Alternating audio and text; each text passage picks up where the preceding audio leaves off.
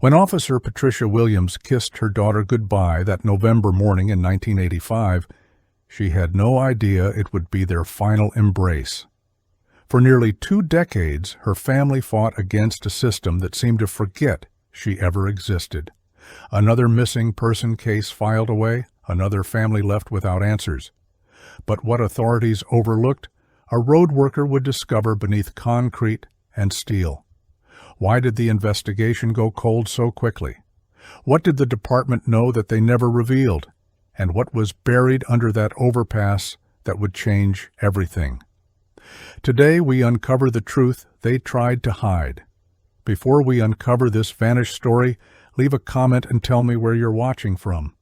It means a lot knowing we're exploring this mystery together with the respect it truly deserves. Patricia Williams was more than just a badge number. She was a dedicated police officer who took pride in serving her community and a loving mother who never missed tucking her 8-year-old daughter into bed. In November 1985, life moved at a different pace.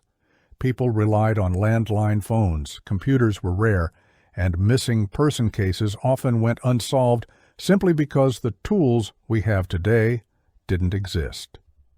Patricia had built a routine around her work schedule and family time. She was known for her punctuality and reliability. Her fellow officers respected her dedication, and her neighbors admired how she balanced being a single mom with the demands of police work. She lived in a modest apartment where she created a safe haven for herself and her daughter.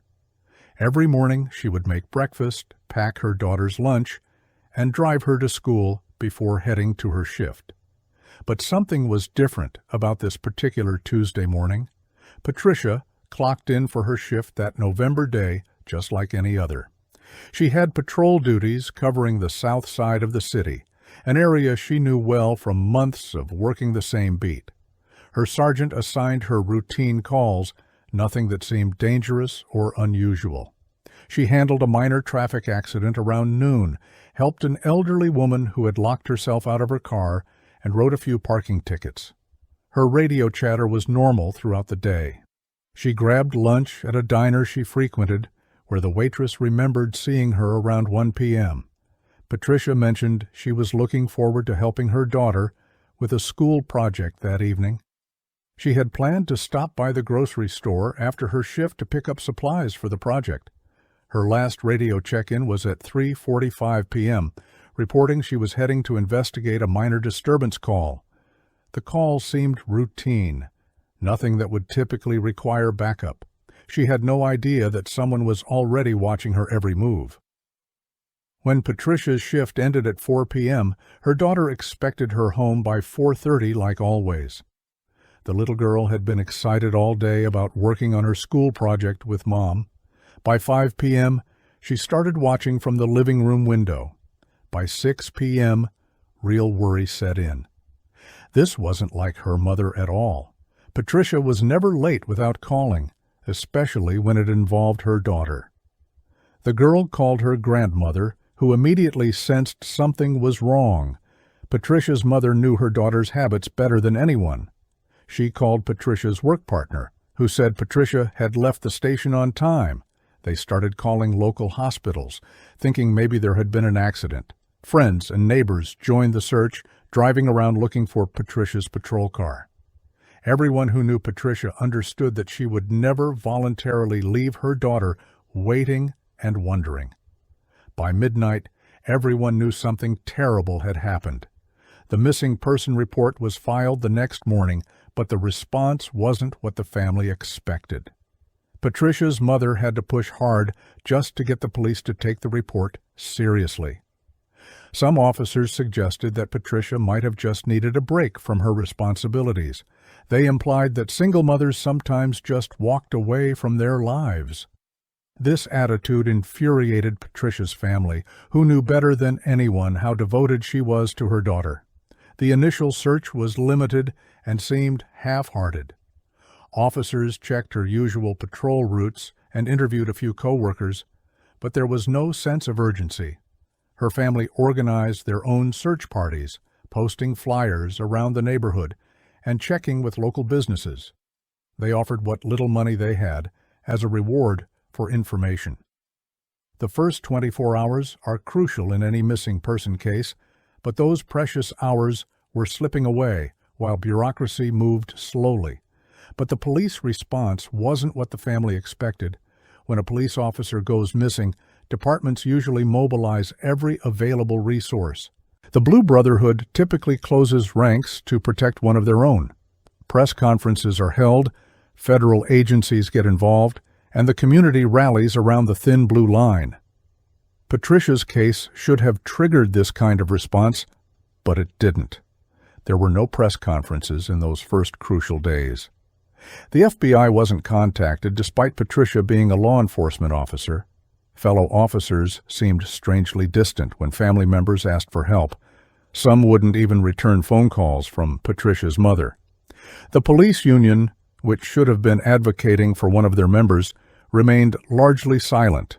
The lack of support from her own department puzzled and hurt Patricia's family.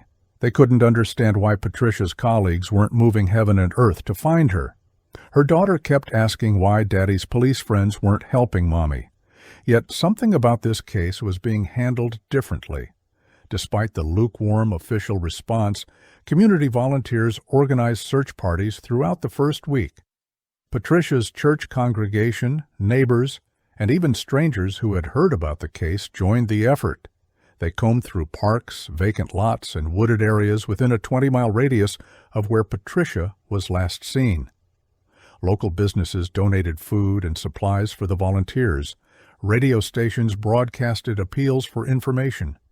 The searches were methodical, but hampered by the lack of police resources and expertise. Volunteers lacked access to specialized equipment and training that professional search teams would have. They followed up on every tip, no matter how far-fetched it seemed. Some volunteers worked around the clock, sleeping in their cars between search shifts. The community's response showed just how much Patricia meant to the people she served. Then investigators found her abandoned patrol car. Patricia's patrol car was discovered 3 days after she disappeared, parked behind an abandoned warehouse about 15 miles from her last known location. The car was locked, and there were no obvious signs of damage to the exterior. The keys were missing, which was unusual since police officers typically secure their vehicles differently than civilians. Inside the car, Patricia's radio was turned off, her logbook was missing several pages, and her service weapon was gone.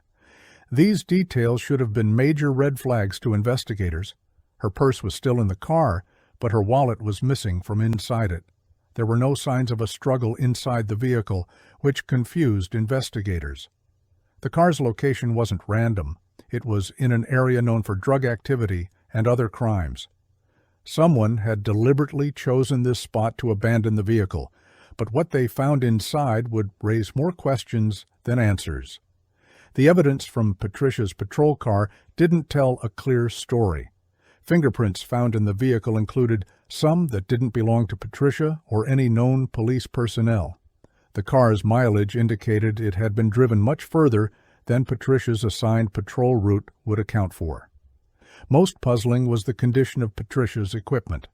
Her handcuffs were missing, her flashlight was found in the back seat instead of its proper location, and her citation book had pages torn out. The lab found traces of an unknown substance on the driver's seat that they couldn't immediately identify. Patricia's coffee cup was still in the cup holder, half full and cold, suggesting she had left the vehicle quickly. The positioning of the driver's seat had been adjusted, indicating someone taller than Patricia had driven the car. These inconsistencies should have provided clear direction for the investigation. Someone was definitely not telling the whole truth. As the days turned into weeks without finding Patricia, her family's desperation grew. Her 8-year-old daughter couldn't understand why Mommy wasn't coming home. Patricia's mother became the child's primary caregiver while also trying to keep the search effort alive. They appeared on local television news programs, pleading for anyone with information to come forward. Patricia's daughter held up her mother's photograph and asked the community to help bring her Mommy home.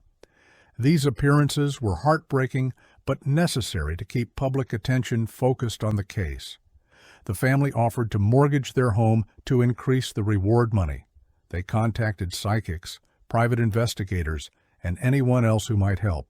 Church groups held prayer vigils for Patricia's safe return. The family's pain was visible to everyone who met them during this time, but their pleas seemed to fall on deaf ears. Local news stations initially covered Patricia's disappearance extensively. Her story was featured on the evening news for several consecutive days, and newspapers ran articles about the missing officer. The story had all the elements that typically generate sustained media attention: a dedicated single mother, a police officer, and a mysterious disappearance. Community members were interviewed about their shock and concern. Local politicians made statements about supporting the search effort. Radio talk shows discussed the case and encouraged listeners to call in tips. Missing person flyers with Patricia's photograph appeared throughout the city. The story even attracted attention from regional news outlets who sent reporters to cover the case. A reward fund grew as local businesses and individuals contributed money. The media coverage seemed to be building momentum that would help solve the case. Then suddenly, the media attention began to fade. The first major disappointment came when investigators ruled out several promising leads. A witness who claimed to have seen Patricia arguing with someone in a parking lot recanted their statement. Another tip about Patricia being spotted at a bus station turned out to be a case of mistaken identity. A phone call claiming to know where Patricia was being held led to an empty, abandoned building. Each false lead was devastating for the family, who would get their hopes up only to have them crushed again. The investigators seemed to be grasping at straws rather than following a coherent investigative strategy. Resources were being wasted on tips that hadn't been properly vetted before being pursued. The family began to lose confidence in the investigation's competence. Time was passing, and every day that went by without finding Patricia made her safe return less likely. Investigators were missing something crucial. Behind the scenes, the police department was dealing with other pressures that affected Patricia's case. The city was facing budget cuts that limited overtime pay for investigations. Several high-profile cases were competing for detective resources and media attention. There was political pressure to solve cases that generated more public outrage or media coverage. Patricia's case, while tragic, wasn't generating the sustained attention that kept it at the top of the priority list. Some veteran detectives were approaching retirement and weren't eager to take on complex cases that might not be solved quickly. Departmental politics also played a role, with different supervisors having different opinions about how resources should be allocated. The department was also dealing with corruption allegations in other divisions, which created a defensive atmosphere. These internal issues shouldn't have affected the search for a missing officer, but they did. But was someone actively working against finding Patricia? After 6 months of investigation, Patricia's case was officially moved to the cold case files. The active investigation was scaled back dramatically, with only one detective assigned to follow up on new leads as they came in.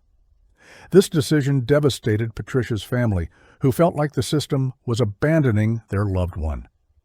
The detective assigned to maintain the case was already handling dozens of other cold cases, so Patricia's file became just one among many.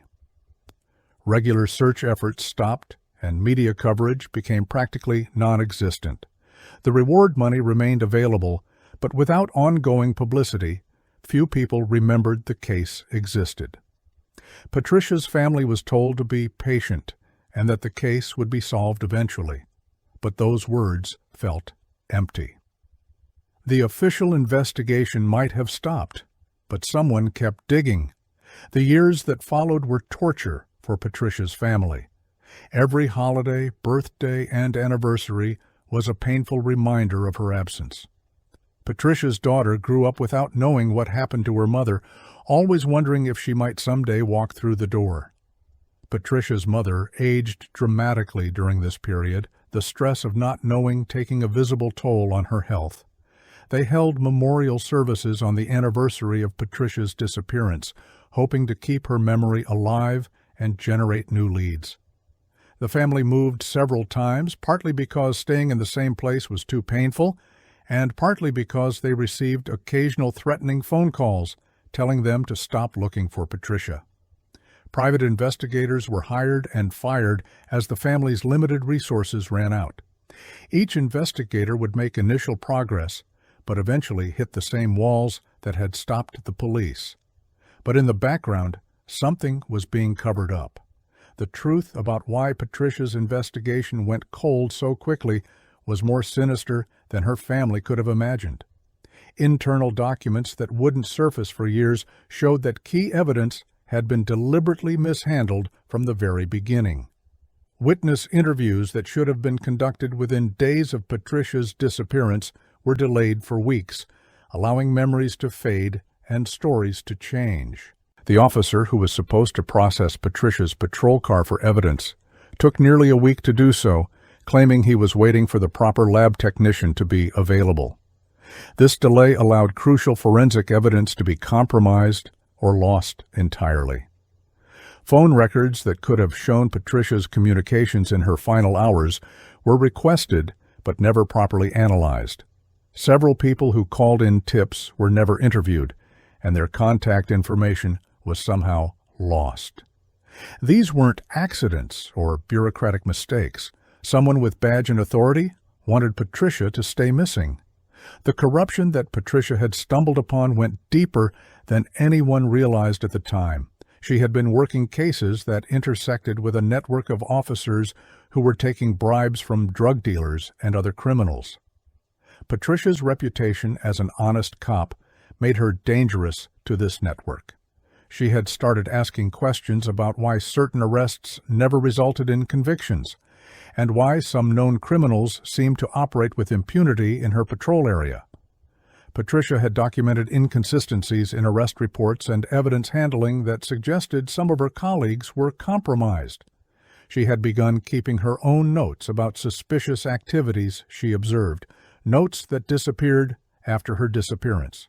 Her supervisors knew about her concerns because she had filed preliminary reports about what she was seeing. The corruption wasn't limited to street-level officers. It reached into the detective division and possibly higher. Patricia had stumbled onto something that could destroy careers. Looking back, Patricia's family remembered changes in her behavior during the weeks before she disappeared. She had seemed more worried than usual, checking her locks multiple times before bed, and looking over her shoulder when they were out together. Patricia had told her mother that she felt like she was being watched, but she attributed it to the stress of police work. She had received a few hang-up phone calls at home, which she reported to her supervisor, but which were never investigated. Patricia had also mentioned to a neighbor that she was concerned about some of the people she worked with, though she didn't provide specifics. Her daughter remembered Mommy seeming scared sometimes, especially when the phone rang at night. Patricia had even changed their daily routine slightly, taking different routes to and from work and school. She had started carrying her off-duty weapon more frequently, something she had rarely done before. She tried to protect herself, but it wasn't enough. The specific information that sealed Patricia's fate was her discovery of a drug trafficking operation that involved several police officers providing protection and inside information to dealers. Patricia had unknowingly stumbled onto this network when she arrested a dealer who tried to name drop police contacts to get out of trouble. Instead of dismissing the dealer's claims like corrupt officers would have, Patricia started investigating. She discovered that evidence from drug arrests was sometimes going missing from the evidence room. She found patterns in patrol schedules that seemed designed to give certain criminals advance warning of raids or increased police presence. Patricia had identified at least 3 officers who she suspected were involved, and she was building cases against them. She had been planning to present her findings to internal affairs, but she needed more solid evidence first. The corrupt officers discovered her investigation before she could expose them. This secret was dangerous enough to kill a cop. The cover-up began immediately after Patricia's disappearance. The officers involved in the corruption knew they had to control the investigation to protect themselves. Key evidence was lost or contaminated. Witnesses were intimidated or discredited.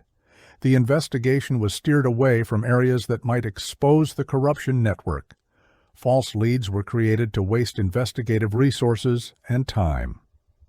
Patricia's personal notes and files were removed from her desk and locker before internal affairs could secure them. The corrupt officers used their knowledge of police procedures to stay ahead of any legitimate investigation efforts. They had access to all investigation reports and could adjust their cover-up accordingly. Media contacts were used to downplay the story and reduce public pressure for answers. The machinery of bureaucracy was used to make the case disappear into a maze of paperwork and procedure, but they couldn't control everything forever. Over time, small inconsistencies in the official story began to surface. Witnesses started remembering details differently than they had initially reported. Officers who had been interviewed early in the case began contradicting their previous statements when questioned again years later. Some evidence that had been reported as lost or destroyed was found misfiled in other cases. Patricia's family hired a private investigator who noticed discrepancies in the official timeline that had never been addressed. The investigator found that some witness statements had been altered after they were initially taken. Phone records that supposedly didn't exist were found in a different filing system. The private investigator also discovered that Patricia had made copies of some of her corruption evidence and hidden them in a safety deposit box, but the key had never been found. These inconsistencies suggested either gross incompetence or deliberate manipulation of the investigation. The truth was starting to leak out. Patricia's daughter never stopped believing she would find out what happened to her mother. As she grew into adulthood, she developed skills and resources that her 8-year-old self couldn't have imagined. She studied criminal justice in college, partly to understand the system that had failed her mother. She learned about investigative techniques, evidence preservation, and legal procedures. She also developed a network of contacts in law enforcement who were sympathetic to her cause. Unlike her grandmother, who had been intimidated by the police bureaucracy, Patricia's daughter knew how to navigate the system and demand answers. She filed Freedom of Information requests, attended city council meetings, and kept Patricia's case in the public eye through social media and community activism. She had inherited her mother's determination and sense of justice. She was about to uncover what trained detectives had missed. Advances in technology during the 1990s and early 2000s brought new hope to cold cases like Patricia's. DNA testing became more sophisticated and could extract profiles from smaller samples. Computer databases allowed for better information sharing between jurisdictions. Digital mapping technology could analyze crime patterns in ways that weren't possible in 1985. Cold case units were established in many police departments, staffed with experienced detectives who specialized in reviewing old cases with fresh eyes. These units had access to resources and techniques that hadn't existed during the original investigations. Crime scene reconstruction technology could recreate scenarios based on available evidence. Psychological profiling had also advanced significantly, allowing investigators to better understand criminal behavior patterns. All of these technological advances would eventually be brought to bear on Patricia's case. These new tools would reveal something shocking. A veteran crime reporter who had covered Patricia's disappearance in 1985 never forgot about the case. As he approached retirement, he decided to revisit some of the stories that had always bothered him. Patricia's case was at the top of his list because of the strange way it had been handled. The reporter used his decades of experience and contacts to dig deeper than he had been able to in 1985. He filed numerous Freedom of Information requests and obtained documents that had never been released to the public. He interviewed retired officers who were now willing to speak more freely about what they had observed. The reporter also discovered that Patricia's case file had been purged of several documents that should have been permanent parts of the record.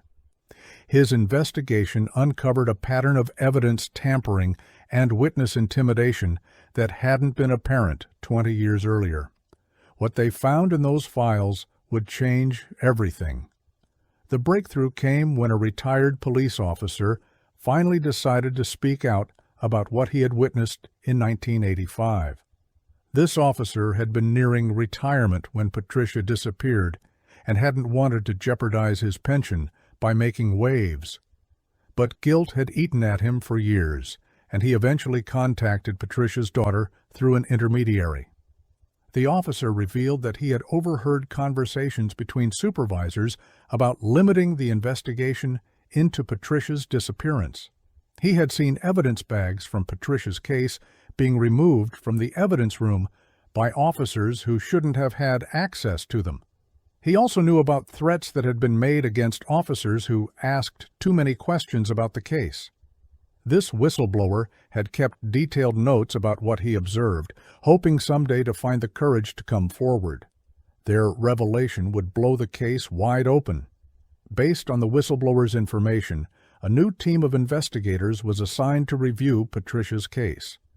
These detectives had no connection to the original investigation and no loyalty to any of the people who might have been involved in a cover-up. They approached the case with fresh eyes and modern investigative techniques. Within weeks, they identified numerous procedural errors and suspicious gaps in the original investigation. They found evidence that had been improperly stored or mislabeled, making it difficult to use. They also discovered that several key witnesses had never been properly interviewed, despite being noted in the original case files. The new team interviewed retired officers who provided information that had never been documented. They immediately spotted what had been deliberately overlooked. The new investigation followed financial trails that had been ignored in 1985. Banking records showed unusual cash deposits and withdrawals by several officers around the time of Patricia's disappearance. These financial patterns suggested that money was changing hands to ensure silence and cooperation in the cover-up. The investigators also discovered that Patricia had been building a case against officers who were skimming money from drug arrests and taking bribes from dealers. Her investigation had focused on following the money, and she had documented financial discrepancies that proved corruption. The corrupt officers had been living beyond their means, but this hadn't been noticed or investigated in 1985. Credit card records showed suspicious purchases and travel that didn't match the officers' reported activities. The money led straight to someone with everything to lose. The investigation also uncovered a network of criminal informants who had known about Patricia's fate but had been too terrified to speak. These informants revealed that word on the street in 1985 was that Patricia had been killed because she was getting too close to police corruption. Several informants independently provided similar accounts of what they had heard from their criminal contacts. They described a plan to eliminate Patricia that had been discussed openly among criminals who were working with corrupt police. The informants had never been interviewed during the original investigation, despite being known to work regularly with police. Some had tried to provide information, but were turned away or threatened. Others had been too scared to come forward because they feared for their own safety. They all pointed to the same shocking conclusion. Meanwhile, physical evidence from Patricia's case was being re-examined using modern forensic techniques. DNA testing on evidence from her patrol car revealed genetic material from someone who had never been identified or questioned in the original investigation. Fiber analysis of Patricia's uniform revealed traces of materials that weren't consistent with her normal work environment. Hair samples found in her car were matched to someone who shouldn't have had access to the vehicle. Fingerprint evidence that had been dismissed as inconclusive in 1985 was enhanced using new techniques and matched to a known individual. The forensic evidence was building a clear picture of what had happened to Patricia and who was responsible. The evidence told a completely different story. As the new investigation progressed, it became clear that the conspiracy to cover up Patricia's murder involved more people than originally suspected. The network included not just the officers directly involved in corruption, but also supervisors who helped with the cover-up, evidence technicians who lost or contaminated crucial evidence, and administrators who buried reports and reassigned personnel to limit exposure. The conspiracy reached into multiple divisions of the police department and involved both uniformed officers and detectives. Some participants were actively involved in Patricia's murder, while others simply helped hide the crime after the fact. The web of corruption and cover-up was more extensive than anyone had imagined. But they hadn't counted on one crucial mistake. The department's internal investigation had uncovered the truth about Patricia's fate within weeks of her disappearance. A secret report detailed exactly what had happened to her, who was responsible, and how the cover-up was being orchestrated. This report identified Patricia's killers and provided evidence that could have led to immediate arrests and convictions. The report documented Patricia's investigation into police corruption and explained why she had been targeted for elimination. It included witness statements, physical evidence, and financial records that proved the case beyond any doubt. However, this report was classified at the highest levels and hidden from public view. The decision was made to sacrifice Patricia's life and her family's need for justice to protect the reputation of the police department. They knew exactly what happened to Patricia from day one. The secret internal report revealed that Patricia had been lured to a meeting by corrupt officers who claimed to have information about the corruption she was investigating. She had been killed during this meeting when it became clear she couldn't be bought or intimidated into silence. Her body had been disposed of immediately, and her patrol car had been moved to create confusion about the timeline and location of her disappearance. The report named 3 officers as directly responsible for Patricia's murder and identified several others who had participated in the cover-up. It also detailed how evidence had been destroyed or tampered with to prevent the case from being solved. The report had been written by an honest investigator who was later transferred to another division and told never to speak about the case. This report contained the killer's identity. The decision to bury the internal report came from the highest levels of the police department and city government. Officials argued that exposing the corruption and murder would destroy public confidence in law enforcement and potentially lead to civil unrest. They claimed that the greater good required sacrificing Patricia's case to maintain social order. The officials who made this decision were more concerned about their careers and the department's reputation than about justice for Patricia or her family. They convinced themselves that Patricia was already dead and that destroying more lives wouldn't bring her back. This cold calculation ignored the ongoing suffering of Patricia's family and the message it sent that police officers could literally get away with murder. They chose their careers over justice for Patricia. The psychological toll of keeping such a massive secret affected many of the people involved over the years. Several officers developed drinking problems or suffered from depression as guilt ate away at them. Some left the police force entirely, unable to continue working in an environment where they knew murderers were walking free. Others threw themselves into their work, trying to make up for their silence by solving other cases. A few officers sought therapy or counseling, though they couldn't reveal the real source of their guilt. Marriages and relationships suffered as the stress of keeping the secret took its toll. The corruption that started with taking bribes had evolved into something much darker, and many officers realized they were in too deep to back out. But guilt has a way of eating at people. Over the years, there were numerous opportunities to solve Patricia's case that were deliberately ignored or sabotaged. Tips that came in were never properly followed up, even when they pointed directly at the truth. Evidence that surfaced was quickly buried or discredited. Witnesses who tried to come forward were intimidated or ignored. Technology advances that could have solved the case were never applied to Patricia's evidence.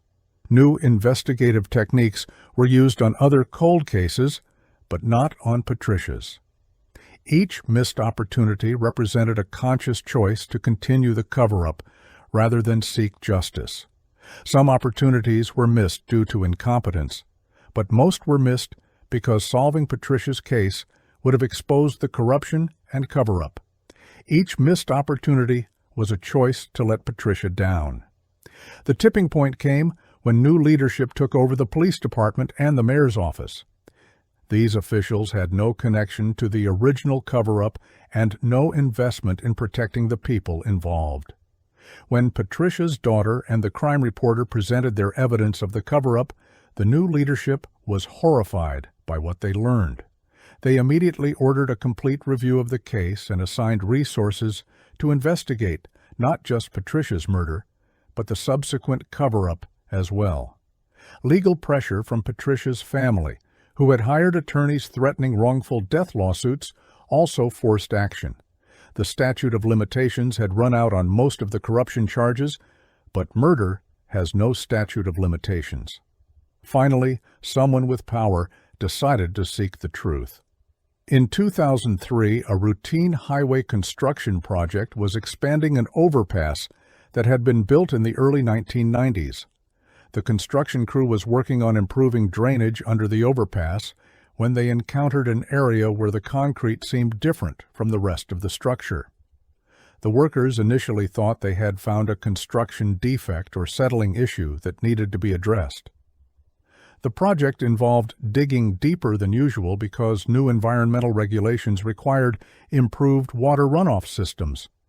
The location was in a remote area where the highway crossed over a dry creek bed that only filled during heavy rains. Traffic noise from the highway above would have masked any sounds from below during the original construction. The area was rarely visited except by construction crews and occasional maintenance workers. Nobody expected what they would find underneath.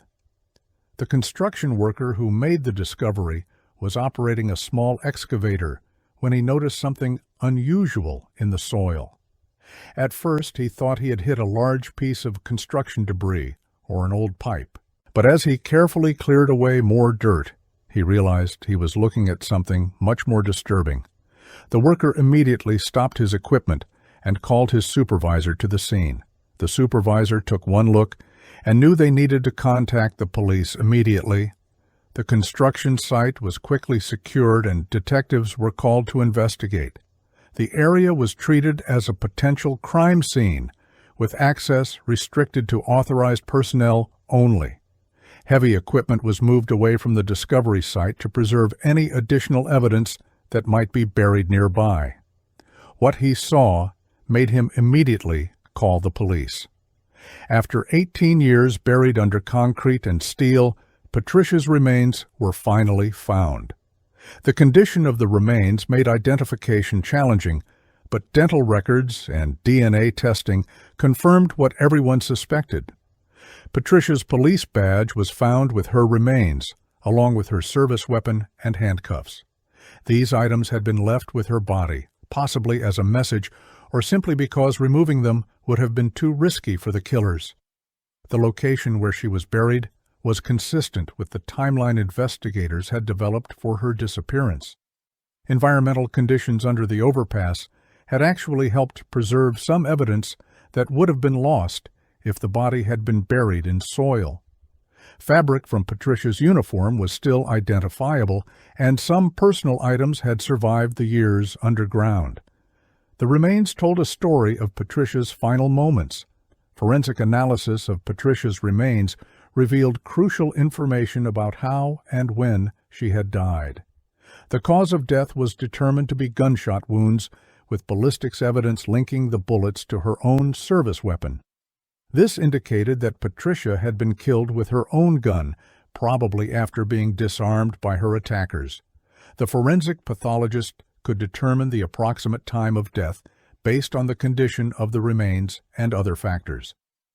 Evidence suggested that Patricia had been killed shortly after her disappearance, not held captive for any extended period. There were also signs that she had fought back against her attackers, with defensive wounds visible on her bones.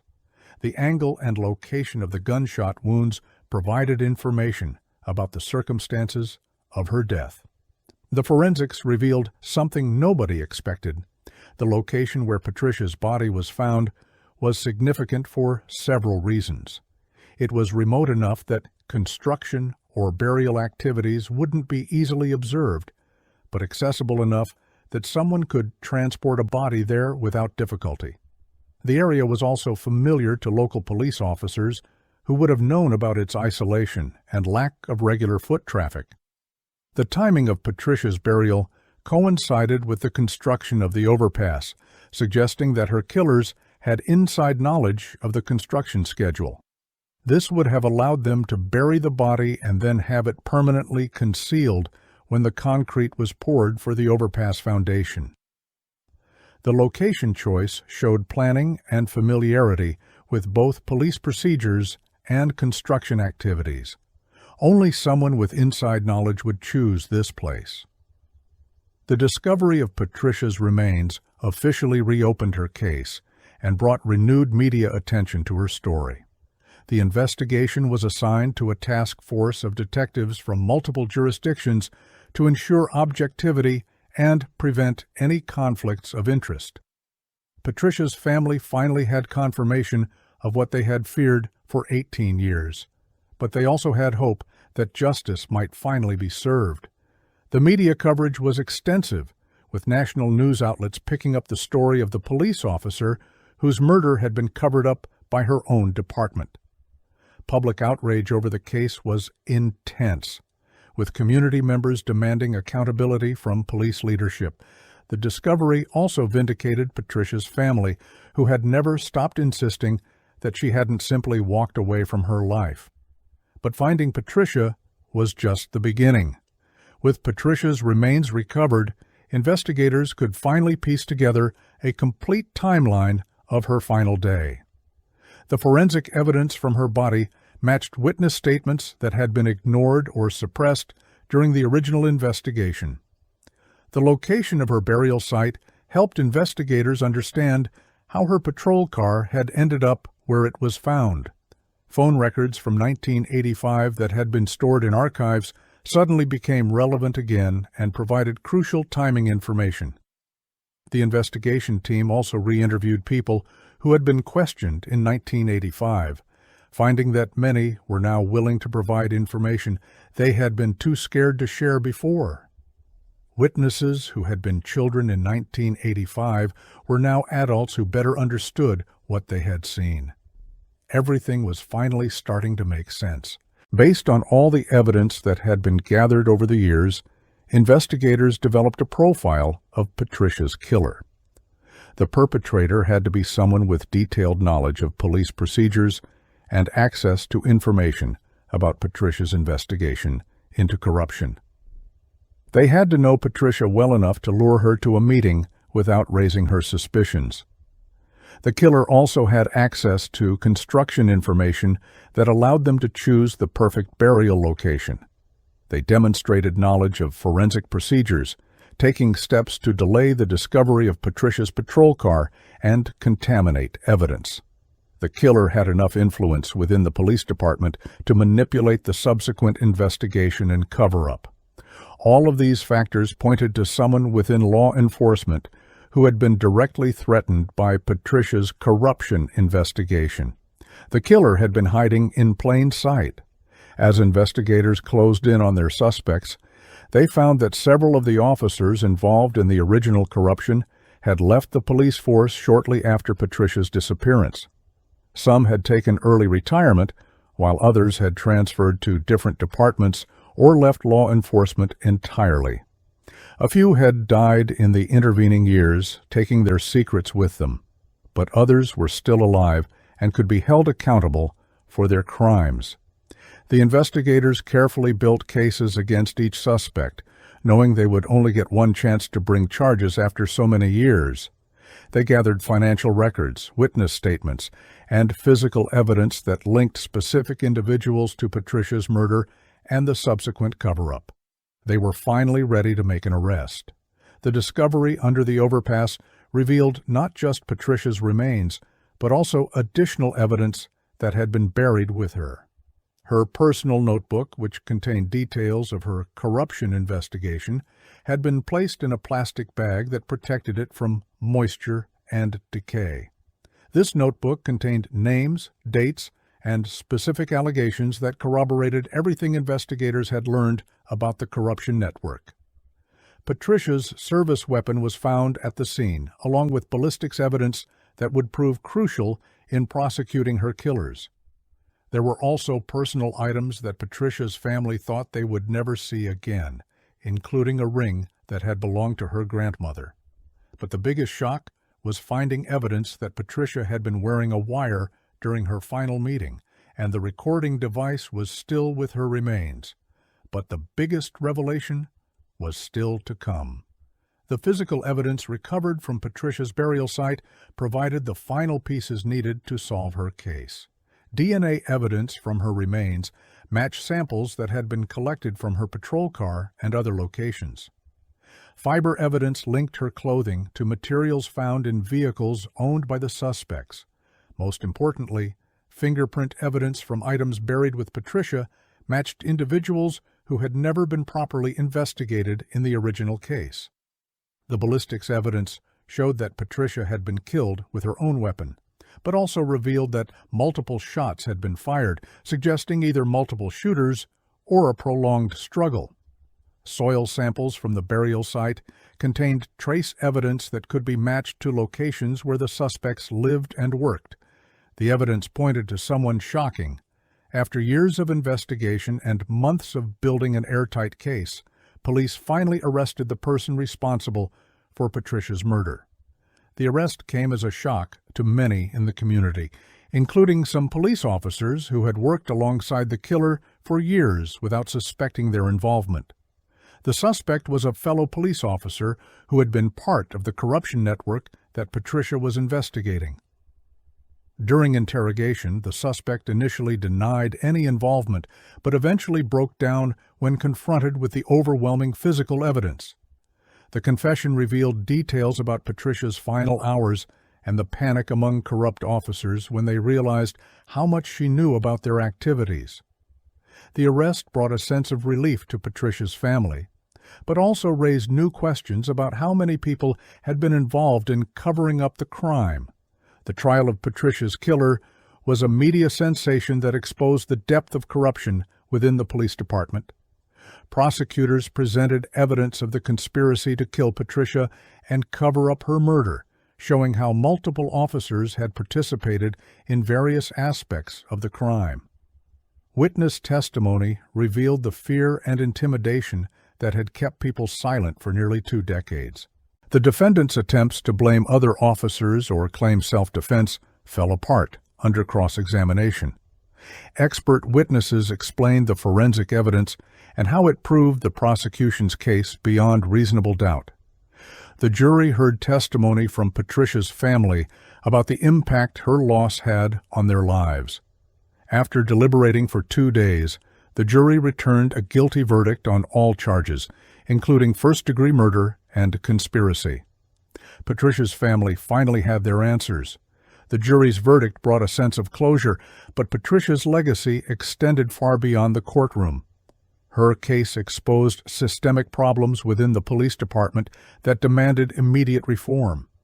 New protocols were established for handling internal corruption investigations, ensuring that cases like Patricia's could never again be buried by the very people sworn to seek justice.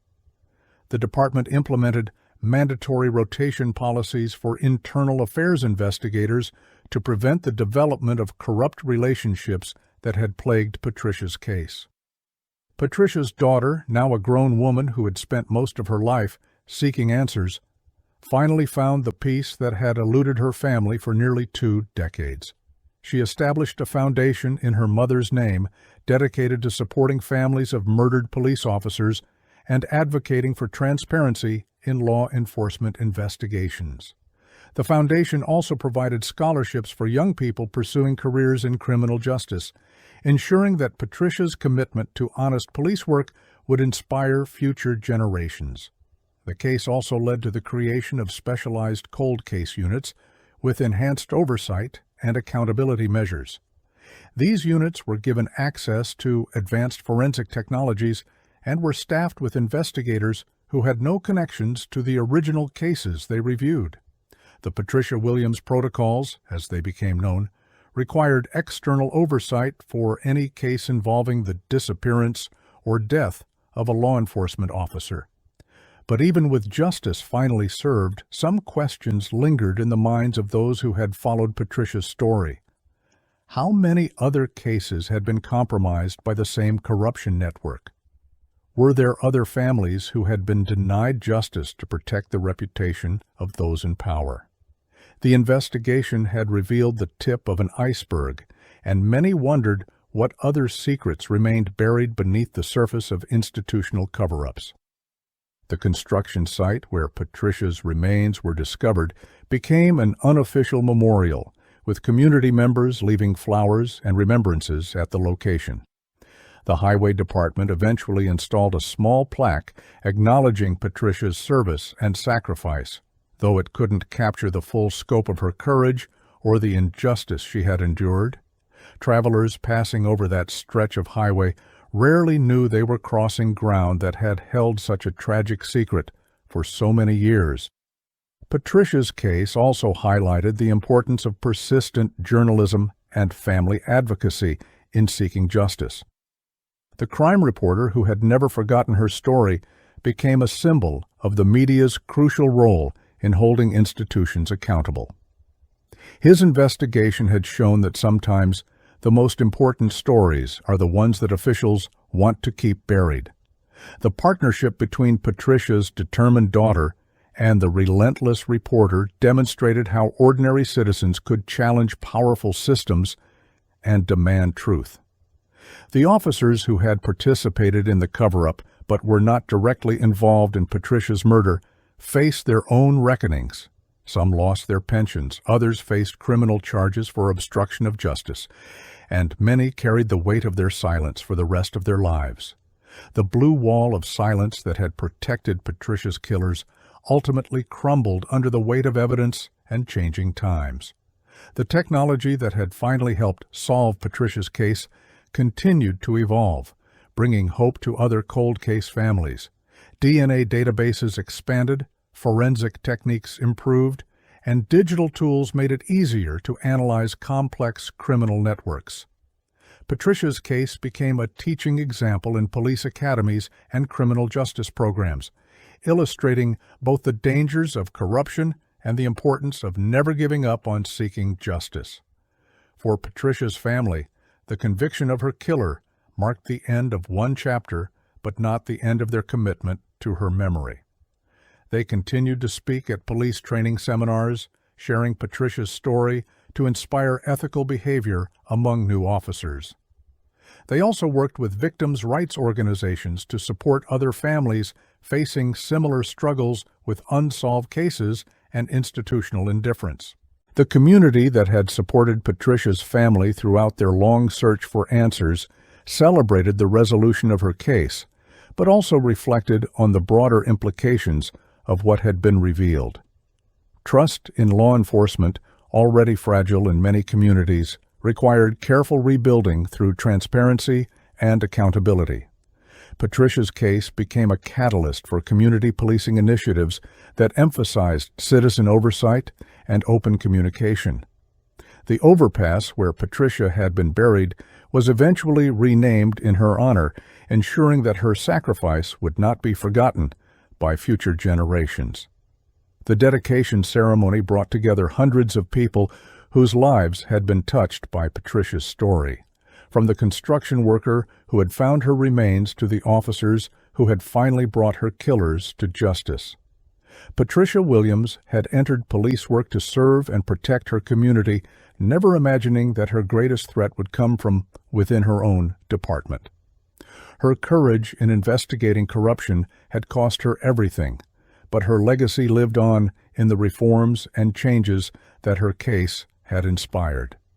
The 8-year-old girl who had waited by the window for her mother to come home had grown into a woman who ensured that Patricia's fight for justice continued even after death.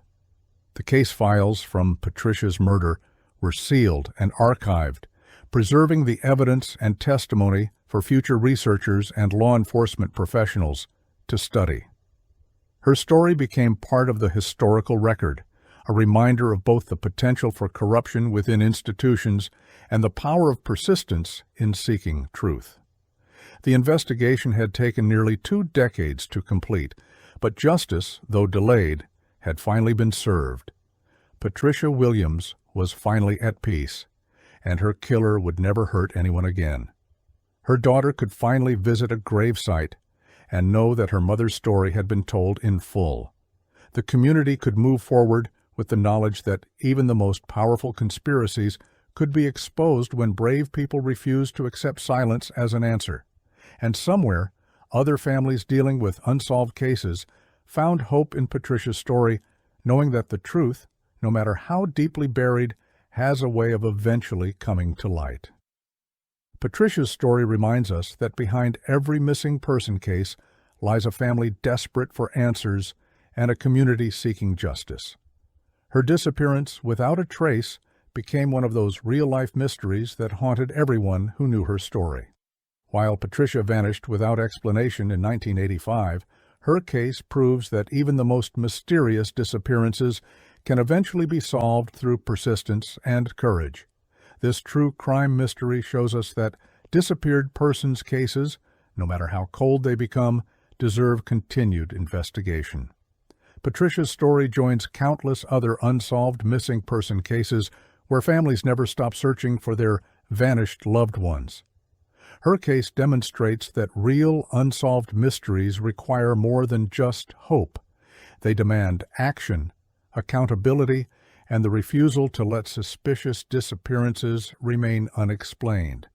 If Patricia's story moved you, please subscribe for more disappearance stories and missing persons documentaries. Share this video to help other families dealing with unsolved disappearances know they're not alone in their search for answers.